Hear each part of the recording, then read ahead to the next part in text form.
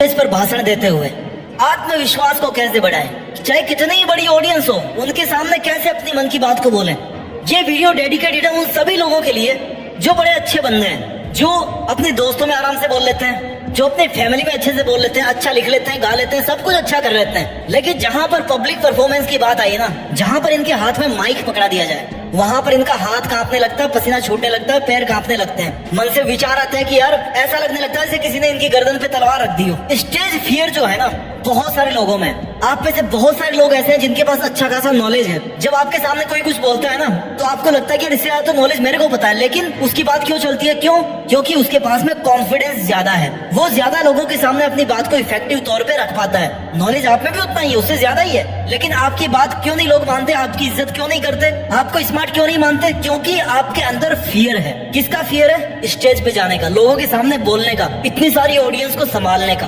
देखो मेरे भाई, एक लिमिट तक डर ठीक होता है, एक लिमिट तक अगर डर होगा ना तो आप अच्छे से अपना टॉपिक तैयार करोगे, अपना स्पीच तैयार करोगे, कंटेंट अच्छे से तैयार करोगे और लोगों के सामने जाकर के आराम से बोलोगे, भाषण दोगे अच्छा खासा। लेकिन अगर वो इतना ज्यादा डर है कि आप घबरा जाते हो, जो कुछ आपने याद किया सब कुछ भूल गए, पहली मिनट में अटक गए, तो फिर बड़ी दिक्कत है। इस वीडियो में आपको मैं तीन तरीकों से स्टेप बाय स्टेप समझाने वाला हूँ कि किस तरह से आप अपना स्टेज फियर निकाल सकते हो, कैसे अपने मन का जो डर होता है ना स्टेज पे जाने से पहले, लोगों के सामने अपनी बात रखने से पहले, उस डर को आप कैसे निकाल सकते हो और बड़े कॉन्फिडेंट तरीके से आप अपनी बात को लोगों के सामने रख सकते हो। और तब लोग कहेंगे यार बात करना है ना तो इस बंदे की तरह, स्पीच देना अगर है ना तो इस बंदे की तरह। स्टेप नंबर 1, आप एक बेहतर योद्धा तब तक नहीं बन सकते जब तक आप अपनी तलवार को अच्छे से नहीं घिसोगे। कहने का मतलब है जब तक आप अपनी प्रैक्टिस अच्छे से नहीं करोगे, जब तक आप एक अपनी प्लानिंग अच्छे से नहीं बना पाओगे, तब तक आप स्टेज को अच्छे से नहीं संभाल पाओगे। प्रिपरेशन करो, तैयारी करो। जब भी आपको कहीं पर स्पीच देना हो ना, या कहीं पे गाना गाना हो, या कुछ भी काम आपको संभालना हो, स्टेज पे लोगों के सामने जाना हो, तो सबसे पहले ना एक अच्छी स्क्रिप्ट के साथ में आपने अच्छे से प्रैक्टिस होनी चाहिए। आप सबसे पहले ये देखो कि आप क्या बात बोलने के लिए जा रहे हो लोगों के सामने, किस बात पे आपको ज्यादा हेजिटेशन होता है। एटलीस्ट जो आपका नॉलेज बेस है ना, एटलीस्ट जो आपका डेटा बेस है, जिस चीज के बारे में आप बोलने वाले हो, कम से कम वो आपके दिमाग में याद होना चाहिए कि भाई मैं इस चीज के बारे में बोलने वाला हूँ। कम से कम आपका जो कंटेंट है, कम से कम आपका जो टॉपिक है वो इंटरेस्टिंग होना चाहिए, उसमें एटलीस्ट लोग अपना ध्यान लगा सके। आपको अपना होमवर्क अच्छे से कर लेना चाहिए। होमवर्क का मतलब है जिस टॉपिक पर आप बोलने वाले हो ना, जिस पर आप अपना प्रेजेंटेशन देने वाले हो, उस टॉपिक को आपने अच्छे से पढ़ लिया हो, उसकी बारीकियों को समझ लिया हो। क्योंकि हो सकता है कोई आदमी आपसे क्रॉस क्वेश्चन कर दे कि भैया इसके बारे में बताओ। जब आपके पास में नॉलेज ही नहीं होगा ना तो आप कितना गोल बनाओगे? हो सकता है सामने वाले को आपसे ज्यादा पता हो। और ऐसा ही होता है, लोगों को पता होने के बावजूद वो पूछते हैं, आपको टेस्ट करना चाहते हैं। तो आपको नॉलेज अच्छा होना चाहिए जिस भी टॉपिक पर आप बोलने जा रहे हो। अपनी ऑडियंस को देखो कि आपकी ऑडियंस कैसी है। क्या आपकी ऑडियंस स्टूडेंट्स है?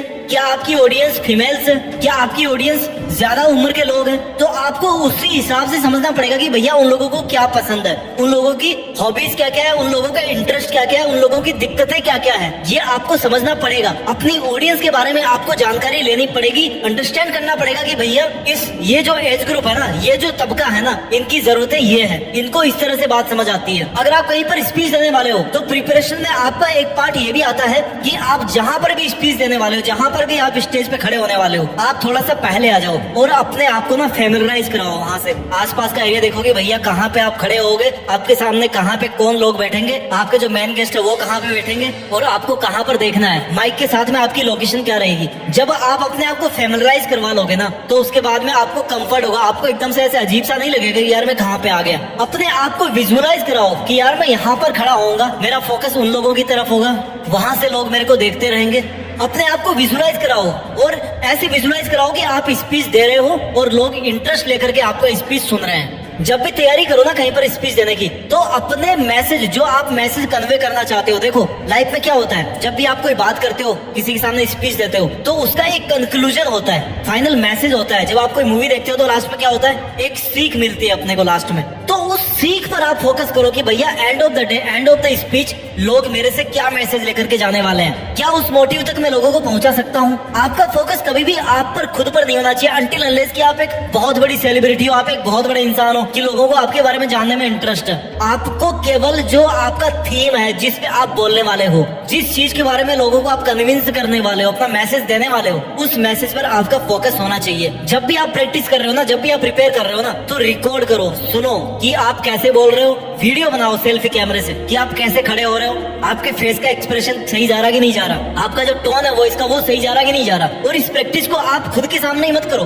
अपने दोस्तों के साथ में जिनके साथ आप बहुत कॉन्फिडेंट रहते हो, बहुत फ्रीली आप घूमते हो, अपनी फैमिली के साथ में, अपने मेंटर्स के सामने, इनके साथ में आप शेयर करो। तो ये था पहला स्टेप कि आपको प्रिपेयर अच्छे से करना है, आपको तैयारी अच्छे से करनी है। इसके बाद में आता है दूसरा स्टेप जो कि अपना मेन स्टेप है, यानी कि स्टेज पर परफॉर्मेंस। जब आप स्टेज पर जाओगे ना, आपको इतना पता है कि भाई अब कुछ भी हो मेरे पास नॉलेज तो बना हुआ है, मेरे पास नॉलेज की तो कमी नहीं है, अब जो होगा ना मैं संभाल लूंगा सब। एक कॉन्फिडेंस होना चाहिए आपके अंदर कि अगर मैं यहाँ तक आ सकता हूँ ना तो यहाँ के काम को सक्सेसफुल बना के वापस भी जा सकता हूँ, लोगों के अंदर अपना एक अच्छा इंप्रेशन भी छोड़ सकता हूँ। ओवर कॉन्फिडेंस में नहीं आना कभी भी। आई नो आपने अच्छे से तैयारी करी है, आपको अपने टॉपिक की अच्छे से जानकारियां हैं, क्या आप बोलने वाले हो उस पर आपका अच्छे से कंट्रोल है, लेकिन ओवर कॉन्फिडेंस में नहीं आना कभी भी, लेकिन अंडर कॉन्फिडेंस भी नहीं रहना। आप जिस पर्पज के लिए लोगों के सामने आए हो, जिस पर्पज के लिए, जो बात करने के लिए स्टेज पर आए हो ना, उस बात को अपने दिमाग में रखना है। स्माइल करो, आई कॉन्टेक्ट बनाओ लोगों से, और हनुमान जी का नाम लेके अपना काम शुरू कर दो, बोलना शुरू कर दो टॉपिक के बारे में। इंट्रो से शुरू करो, धीरे धीरे शुरू करो, टॉपिक को गंभीर बनाओ, उसके अंदर घुसते रहो, लोगों को लीड कर दो अपनी बातों में। जब इंसान कहानियां सुनाता है ना तो उसकी बातें लोग ज्यादा अच्छे से सुनते हैं। क्यों? क्योंकि कहानियां ऐसी चीज होती है जो हम बचपन से सुनते आए हैं। बच्चों को सुनाओगे 5 साल का बच्चा भी कहानी समझ जाएगा। कहानियां लोगों को अच्छे से समझ आती है। दूसरा क्या है? चुटकुले, सेंस ऑफ ह्यूमर अगर आप में है, चुटकुले सबको पसंद है, कॉमेडी मूवीज सबको पसंद है, आपको ही पसंद नहीं है, सबको पसंद है कॉमेडी मूवीज। तो अगर आप में स्टोरी टेलिंग की स्किल है, अगर आप चुटकुला सुनाते हो, स्किल नहीं होती, ये आपको वहां पर सीख करके आना पड़ेगा। प्रिपरेशन में मैंने इसको कवर नहीं किया, बट आपको स्टोरी भी अगर आपको 1-2 पता है, आपको चुटकुले भी 1-2 पता है, तो आपका सेशन जो है ना वो बहुत अच्छे से निकलने वाला है। आई कांटेक्ट बनाओ और स्माइल करते करते धीरे बोलो, लेकिन क्लियरली बोलो। मैं नहीं कहता कि मेरी तरह ऐसे खींचते रहो बस अपनी बात को, मेरी तो आदत है ऐसे बोलने की। आप जिस स्पीड पे, जिस वॉल्यूम पे आप कॉन्फिडेंट हो, उस वॉल्यूम पे आपको बोलना है, ठीक है। अपना जो बॉडी लैंग्वेज है ना, हम बोलना कुछ और चाहते हैं और हमारी बॉडी कहीं पे और जाती है। बॉडी लैंग्वेज पे कंट्रोल करना सीखो। जब बोल रहे हो ना तो ऐसे नहीं कि किसी के ऊपर ही चढ़ जाओगे, बस लड़ाई कर लोगे उससे। नो, लोगों को इस बात से कन्विंस करने की कोशिश करो कि यार ये टॉपिक क्यों इंपॉर्टेंट है, आपका बोलना इस पे क्यों जरूरी है, आपने इसी पे बोलना क्यों चूज किया, आपका स्टेज पर आना क्यों जरूरी है। वो टॉपिक तो जरूरी है ही, लेकिन आपके द्वारा उस पर बात करना क्यों जरूरी है। क्यों? क्योंकि आप उसको बेहतर ढंग से समझा सकते हो, आप उसको बेहतर ढंग से समझा कर लोगों को कन्विंस कर सकते हो अपनी बात से। सब कुछ नॉर्मल जाएगा। जो स्टेज फियर होता है ना, 30 सेकंड 30 सेकंड का रूल बना लो कि 30 सेकंड तक मेरे को कंफर्टेबल रहना है, मेरे को देखना है आराम से, कुछ नहीं करना, मेरे पे कोई लोड नहीं है। जैसे मैं रूम में खड़ा हूँ वैसे ही मैं 30 सेकंड तक खड़ा हूँ, कोई दिक्कत नहीं है, कोई पहाड़ नहीं टूट रहा। जिसमें ज्यादा हिम्मत है ना, जिसमें ज्यादा कॉन्फिडेंस है, आओ स्टेज पर संभालो माइक को, कोई दिक्कत नहीं है। हर किसी की यही हालत होती है माइक पे आते ही। तो अगर आपने 30 सेकंड तक सक्सेसफुल टाइम बिता लिया है स्टेज पर, तो आप 30 मिनट, 1 घंटा, 2 घंटा, आप चाहो जितना टाइम बिता सकते हो। 2 स्टेप हमने कवर कर लिए। पहला स्टेप था प्रिपरेशन का, यानी कि तैयारी, और दूसरा स्टेप था ऑन स्टेज परफॉर्मेंस, यानी कि स्टेज पर आपको कैसे बात करनी है, कैसे खड़ा होना है। तीसरा जो स्टेप है ना, वो आपको ध्यान में रखना है जब आप स्टेज पे हो तब।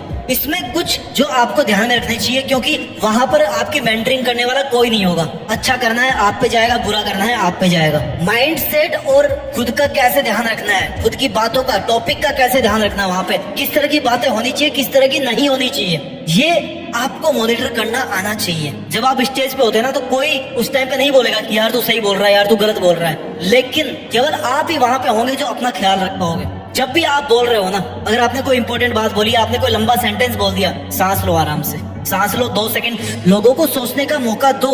जितने आपके शब्द वैल्यू रखते हैं ना, उतनी ही साइलेंस भी वैल्यू रखती है। साइलेंस में क्या होता है, लोगों को सोचने का मौका मिलता है। जैसे आपने उनसे सवाल पूछा कि आपकी भी जिंदगी में ऐसा ही होता है, सोच के देखो होता है कि नहीं होता।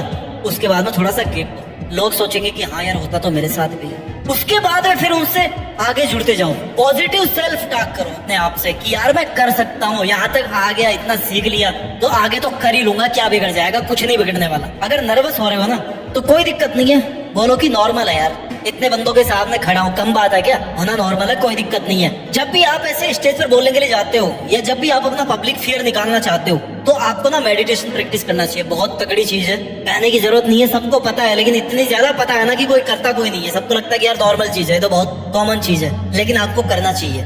माइंडफुलनेस होती है उसमें। माइंडफुलनेस क्या होती है? आपका ना सोचने का तरीका बदलता है। आपका जो रियल में माइंड है ना, वो माइंड बनता है। ऐसे नहीं कि कुछ भी आप सोचे जा रहे हो, कुछ भी कचरा पट्टी सोचे जा रहे हो। एक मैच्योरिटी आती है आपके थॉट्स में, and that is very very very important in your life if you want to achieve something. अगर आपके मन में कोई नेगेटिव थॉट आ रही है जब आप स्टेज पे खड़े हो, तो बोलो कि यार कुछ नहीं होने वाला, कोई पहाड़ नहीं टूटने वाला, मैं इस काम को अच्छे से संभाल सकता हूँ। नेगेटिव थॉट्स को छोड़ दो, अच्छा सोचो कि यार जब मैं अपना काम पूरा कर लूंगा तब मेरे को कैसा लगेगा, तब लोग देखना मेरे को शाबाशी देंगे। इस पॉजिटिव वाइब के साथ में आपको रहना है स्टेज पर। हमेशा याद रखो कि प्रैक्टिस जो है ना, वो इंसान को परफेक्ट बनाती है। आई नो एक अच्छा स्पीकर बनने के लिए आप में और भी बहुत सारी क्वालिटीज होनी चाहिए, लेकिन वो जितनी भी क्वालिटीज है ना, वो सबकी सब इन्हीं तीनों स्टेप से निकल करके आएगी। इनको मैं जल्दी से एक बार रिवाइज कर देता हूँ कि जब भी आपको पब्लिक के सामने बोलना हो तो आप सबसे पहले अच्छे से तैयारी कीजिए।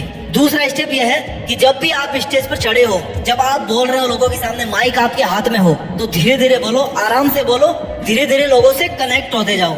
जब एक बार कनेक्ट हो जाओगे ना, तब आपको लगेगा कि यार मैं तो नॉर्मल बातें कर रहा हूँ। और स्टेप नंबर 3, जब आप लोगों के सामने होंगे तो वहां पर ख्याल रखने वाला कोई नहीं होगा, केवल आप ही होंगे। आपको अपना ख्याल रखना है। अगर आप चाहते हैं कि मैं किसी और टॉपिक पर या इसी से किसी मिलते जुलते टॉपिक पर और वीडियो बनाऊं, तो आप कमेंट सेक्शन में मेरे को जरूर बताना। अपना ख्याल रखिए, मेहनत करते रहिए, और मेहनत के दम पर ना देश में अपना नहीं बल्कि दुनिया में देश का नाम कीजिए। जय हिंद, वंदे मातरम।